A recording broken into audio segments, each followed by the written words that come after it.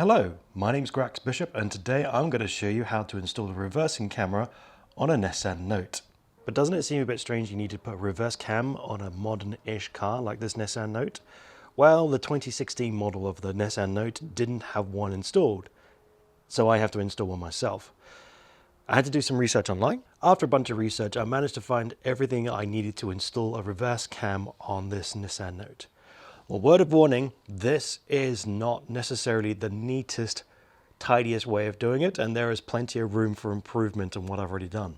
However, it works for this car, and it works for my car, and in theory, this approach should work for any kind of car. So let me show you what I've done. For this exercise, I am using a Chinese brand display dash cam and reversing cam all in one kit, which is the 360. I forget the model, but this is the camera in question. And you may notice that it is a part of the license plate light as opposed to being drilled into the car bonnet at all. And you can take a look at the other license plate light here. What I managed to find online is they sell these different molds of reversing lights for different brands of cars that allow you to put on a reverse cam into place. And the cameras that you need have to be a certain measurement, which I think is 13 millimeters in width at the back, for this is where the screws are. I'll provide a link in the description down below for the particular license plate light camera mold thing that I bought. But in theory, you should be able to buy your own particular car, your own particular model to have this particular camera. So let me show to you how I managed to install the reverse camera and the license plate light mold into the car itself. As you can see here, there's this loose cable here which needs a lot of tidying up. It's not elegant, but this is the cable that connects to the dash cam and the reverse cam, and it works.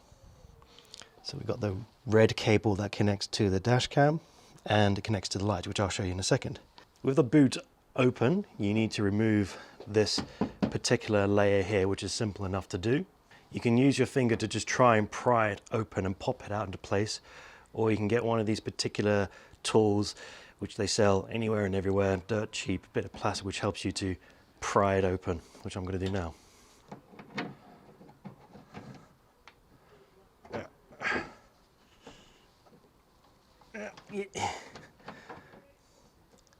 And it is particularly stiff. There you go. And this panel is being held together by these white clips which pop into these little holes. There is a chance you'll get this damage when you remove this for the first time. I know I did. And it's particularly stiff and tough. You got to be both gentle and firm. Not an easy combination, but it will pop out. Okay, so that's now been removed. Okay, that tape should have held on, but there's a better solution for that, I'm sure. What you then will be exposed to is the lining of the boot door like this, and this is an example of the license plate light bulb container here. Well, this is the normal one, and this is the one that I purchased on the internet from China. And you can see it looks completely different, and you just clip it into place. You can pull off these clips to be able to remove the whole thing, and then you'll see these 1, 2, 3 and a 4th screw there. These screws here are the ones which hold together the fronting plate thing, which I'm just showing right now, which you need to remove these 4 screws to then unthread out this backing plate thing, which allows you to easily pull out this light. Once you manage to pull the old clip out, you'll be able to remove this light bulb, which is a simple twisting action, place it from the old lighting case, and then put it in the new lighting case, which you purchased from wherever you got it from, and you're able to clip it back into position here. There should be enough room for you to hold in both the cable for the light bulb and the cable for the camera. Because I already put this together, I'm not going to take it apart, but it is simple enough to put it together yourself. It's pretty much clipping into place. Everything should clip into place. And then you put back the license plate panel bit I just showed you, screw this back into place, and this bit is done. Then you just need to replace the black panel you just removed. And that's the panel replaced.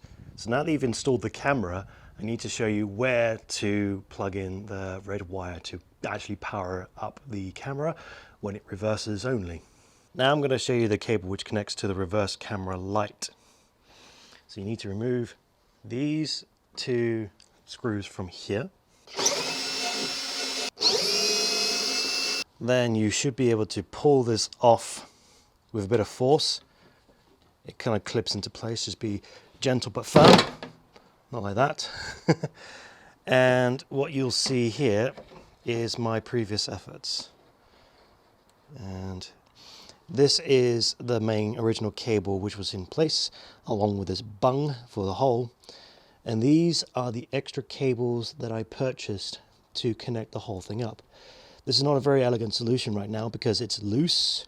One thing I could have done perhaps was cut a hole in this bung to thread it through this hole here, but I wanted to cause as little damage as possible. The idea is you have these cables connected through to here to connect to the light cable here. So this is nothing special, this is just ordinary wire, which I think is 22 gauge or something like that. I'll put a description on the video itself. This is the light bulb that turns off and on when you put the car in reverse.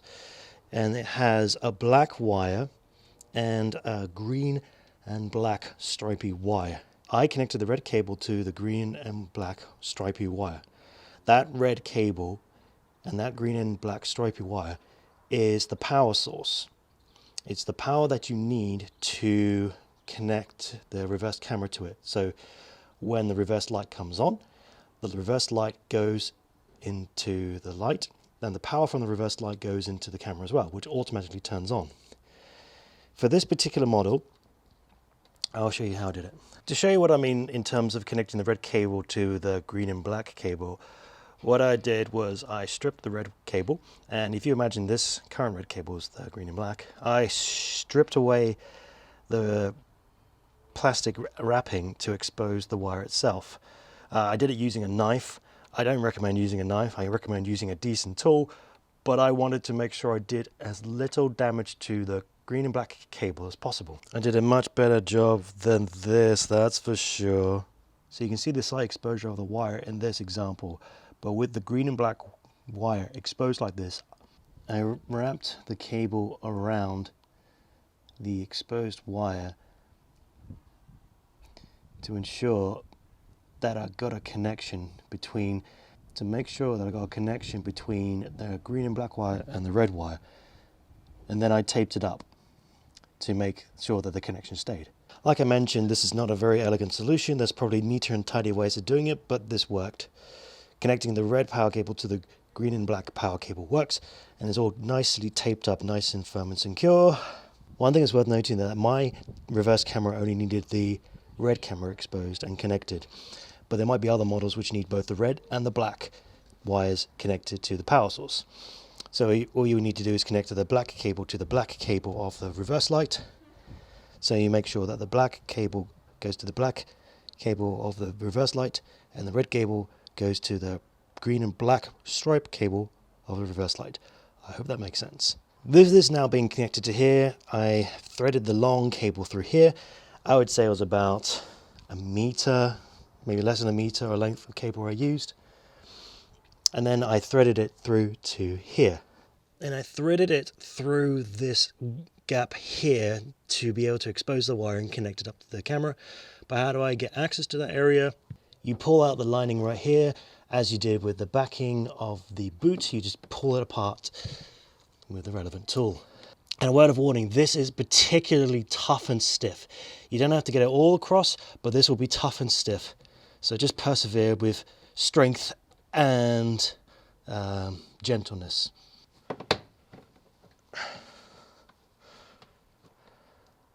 So you just pull it gently and firmly like that, it will pop out. Now at this point you don't need to pull out the entire thing, you just need to pull out enough to be able to stick your hand in there, grab the cable, and then thread it through the grill hole like I said before. I really struggled with this point here. I don't think I had the right tools, I don't think I did it right, but the important thing is I did it. So there might be better videos out there on how to do it, but that's how I managed to get it. Let's see if we can get a better shot. So yeah, in there you'll be able to see the thread, the red and black cable you just put in yourself, and you'll be able to put it through here. Once that's done, clip it back together. And from here you connect the red and black cable, which is connected to the light, to the cable that is connected to the reverse cam, tied together like this. Come on, do a better job than this, but this is just me proving that it works. Tape it together, connect the wires together, and that is the basic principle. And from this point, for goodness sake, give it a test, give it a try just to make sure it works before you put it together. So I'm going to turn on my car and I'll show you the reverse cam working. So my reverse cam displays the video feed on my mirror because that's just the particular model of dash cam and reverse cam I have. But the principle is the same. I'm going to put my car on, which it is, and I'm going to put my car in reverse, and we should be able to see it on the display. And there we go. We can now see the picture feed from the camera, which is all good. And then that's it. That's working now. If you put it back to normal, the camera will soon reverse back to its normal state, like so, and then the camera will naturally turn itself off because that's what it does. So great, that all works. Now all I need to do is screw back on the reverse light. So now what I need to do is to thread this bung and cable back to here, and then clip this back onto here and screw it into place.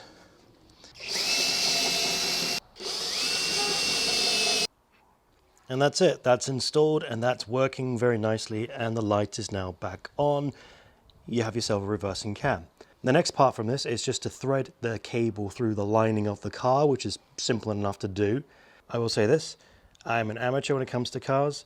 I'm not super confident about putting things together related to cars. And this is after me doing a whole bunch of research online. It took an hour for me to put the reverse camera on, which includes taking the thing apart, screwing it, put it back together, sorting out the wire. It took about an hour, a bit more perhaps. And if you follow my approach, you do it at your own risk. I do not claim any responsibility for any damages which you might cause to your car because I'm not a professional. I just wanted to share this video because I found that there was a shockingly little amount of information related to the Nissan Note, and I hope that this video helps you in installing a reverse cam. And in theory, this approach should work on any old car because of that license plate light camera mount piece. They do different models for different brands and models of cars. You just got to find your own and then figure it out from there. If you have any questions or comments related to this guide, to this video, leave it in the comment section down below, and I'll do my best to reply and answer. However, I will say again, I'm just an amateur. I did a bunch of reading online. I am not a professional. I may not have the answer, but I'll do my best to answer the question as best I can.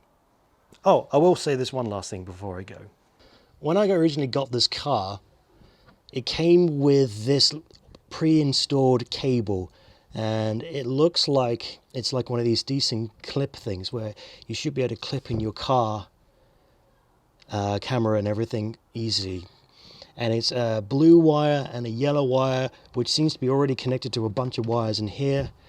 However, when I plugged in my reverse cam into either of these, but the one that worked was the blue one. When I plugged it into the blue one, the reverse cam was on all the time, regardless of whether I put it in reverse or not. What is this one for? I don't know what it's connected to, why it's even here. And this is on the right side of the car, whilst the reverse light is on the left side of the car. I have no idea what this is supposed to be for. Does anyone know what this is supposed to be for? If you know what this is supposed to be for, leave your comments in the description down below. I hope this video helped you out. Thank you very much for watching this video. If you'd like to show your appreciation, just give us a like, maybe a subscribe, and share this video out around. And thank you again for watching this video.